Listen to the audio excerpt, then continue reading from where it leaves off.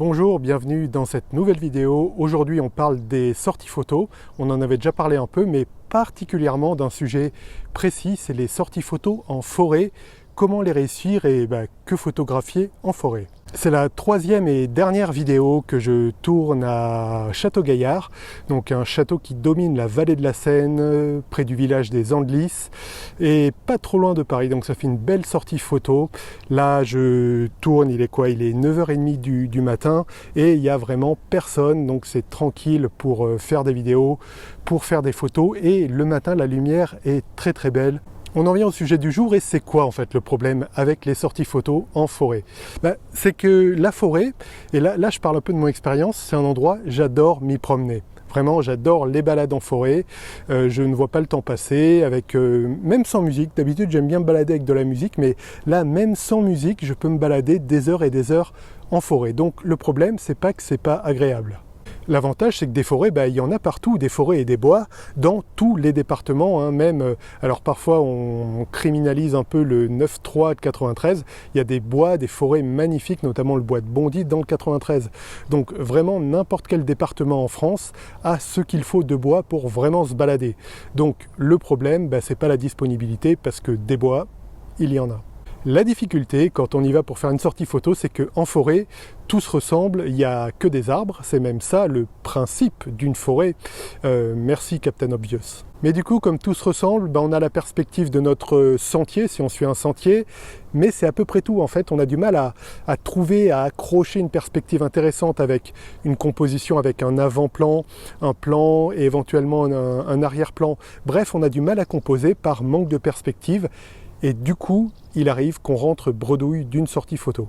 Si on ne veut pas rentrer bredouille, au contraire, on peut se forcer à faire des photos. Alors, on n'est pas très content, on dégaine l'appareil pour shooter un gros plan d'une fleur qui traîne par là, ou quelque chose comme ça, mais on ressort un peu morose de cette sortie photo, et du coup, on en perdait même le plaisir simple de se balader en forêt, du fait d'avoir cherché absolument à pas rentrer bredouille de sa sortie photo, à absolument prendre des choses, à se forcer à trouver des compositions, on en a même perdu le plaisir de se balader en forêt.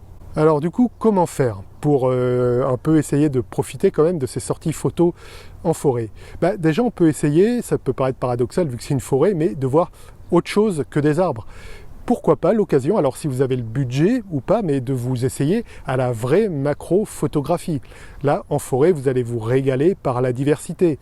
Et s'il n'y a pas le budget, à titre personnel, je n'ai pas d'objectif macro, mais c'est faire ce qu'on appelle de la proxy, photo de proximité, qui parfois injustement est appelée macro photo, mais c'est pas de la vraie macro, la proxy. Mais bref, c'est travailler vraiment les gros plans. Alors c'est vrai qu'au bout d'un moment, c'est plus des photos qu'on fait quand on commence vraiment à faire beaucoup de photos, parce que c'est des photos qu'on a beaucoup fait, la fleur en gros plan avec un flou d'arrière-plan. Mais pourquoi pas, si jamais vous êtes plutôt débutant en photo, c'est une excellente manière de se former. Profitez de votre sortie photo, non pas pour photographier des arbres, ça vous aurez le temps d'en voir, mais vous arrêtez vraiment sur les détails. Pourquoi pas le détail d'une fleur, le détail d'une écorce d'arbre, ou ce que vous trouverez d'intéressant. On peut aussi, si on a la chance, s'intéresser à complètement autre chose que la végétation et regarder les contrastes.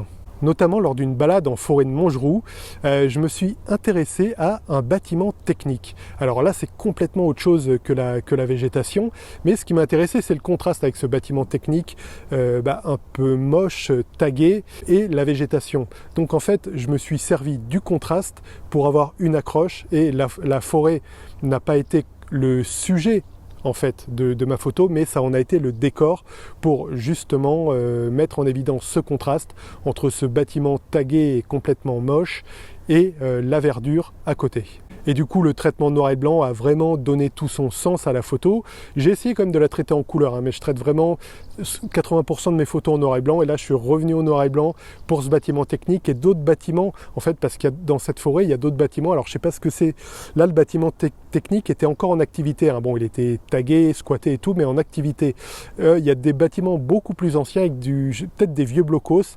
Et on se régale vraiment à faire ces contrastes, feuillage, béton armé avec du noir et blanc, et voilà, donc ça renouvelle le style photographique et ça renouvelle surtout la sortie photo en forêt. La dernière chose surtout, c'est ne pas se coller la pression. On prenait le cas du photographe qui veut pas rentrer bredouille et qui se dit bah allez, il faut quand même que je trouve un truc à faire. S'il n'y a rien à faire, ben ne faites rien. Alors je dis pas non plus qu'il ne faut pas un peu parfois se faire violence. En gros, un peu comme un sportif s'échauffe, c'est-à-dire sortir l'appareil, commencer à déclencher. Ça, pourquoi pas. Mais si vraiment ça vient pas, bah, gardez quand même votre appareil en bandoulière prêt à déclencher et profitez de l'oxygène, profitez de la balade. Ça reste un bon moment, ne vous collez pas la pression. Pour encore plus apprécier ces sorties en forêt, on peut essayer d'avoir une démarche globale. Je reprends l'exemple de la forêt de Montgeroux. Comme je vous disais, donc j'ai vu plusieurs bâtiments dégradés. En fait, ça m'a donné l'idée d'une mini-série de photos. Et du coup, après, je suis tombé sur d'autres bâtiments. Je parlais de vieux bâtiments rouillés, peut-être des blocos, mais aussi un poteau comme ça, comme vous voyez sur l'image, un poteau tagué. Je ne savais pas du tout ce que ce poteau faisait là, à quel bâtiment il appartenait. Mais voilà, ça a peu à peu créé une dynamique dans ma sortie photo en forêt. Et du coup, ça a transformé ma simple balade photo en forêt en une démarche artistique et en une création de série photo. Donc du coup on peut réfléchir à la cohérence d'une série photo. Alors je ne vais pas ici traiter de l'art ou pas de la série photo, ça ce sera un autre article ou une autre vidéo, mais on peut réfléchir à la démarche globale.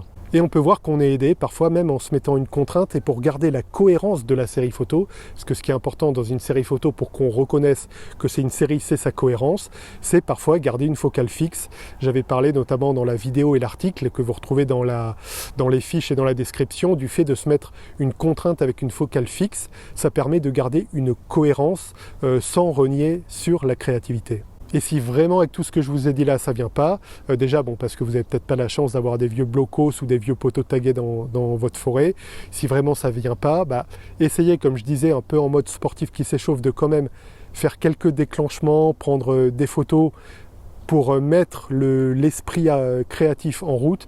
Et si vraiment ça vient pas, pas de souci, profitez de votre balade photo.